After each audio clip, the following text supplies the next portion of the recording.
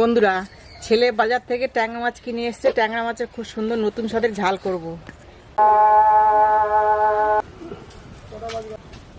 নুন হলুদ দিয়ে মাছটাকে ভালো করে মেখে নেব, নিয়ে ভেজে নেব। মাছগুলো একের সঙ্গেই ভেজে নেব।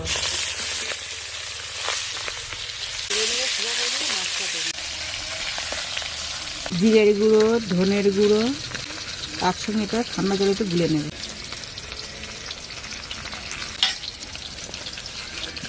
মাছ ভাজা হয়ে গেছে, তুলে নেব।